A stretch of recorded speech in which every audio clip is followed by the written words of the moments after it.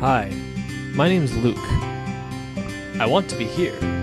More specifically, right around here. Today's not going to be a normal episode.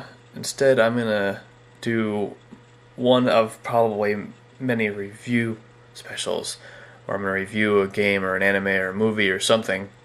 Today I'd like to talk about what's probably my favorite anime at the moment.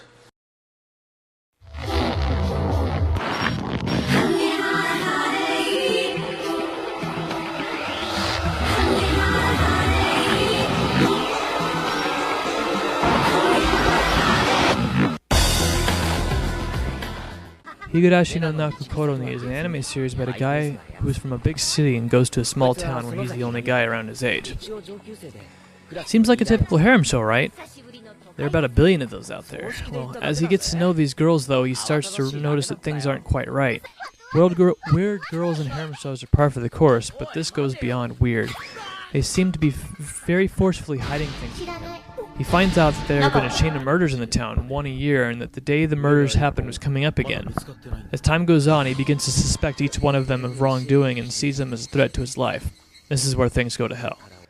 Now that's what happens in the show. Things go to hell, but after it's as low as it can go, it's all undone in a way and starts over again. The show can be disturbing. It's really violent, and I don't say this lightly.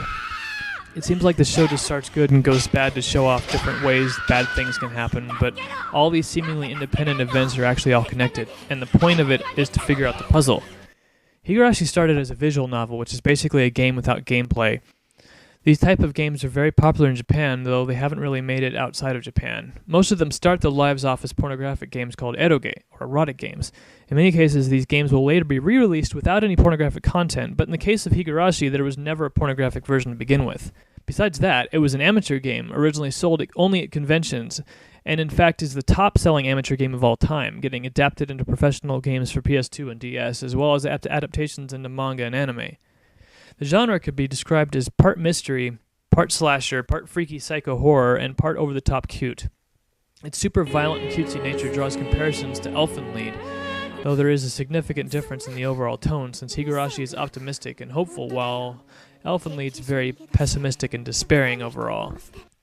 The optimism is much clearer in the second season, and while this has been a source of complaint for many fans, there are essentially two types of people who watch Higurashi. There are those who are interested in the detailed stories and characters, and then there are those who want to see a 12-year-old girl and a 16-year-old girl fight. You know, they're the ones who want to see a 12-year-old girl stab herself in the neck. Those kind of people will probably be disappointed with a much more mellow second season. Now, it's not to say the second season doesn't have its moments of psychosis and its depressing moments, but its focus is far more on the characters and on their struggle than on the psycho crazy go nuts stuff. I love this series. I love the characters, the mystery, the way it progresses. This is my favorite show right now, so it's a recommendation with a serious warning. This show is not for the faint of heart, no matter how tame this showcase may look. If you can sit through some serious violence to get to the real plot, then this show might be worth checking out. 絶対に後悔する。覚悟の上です。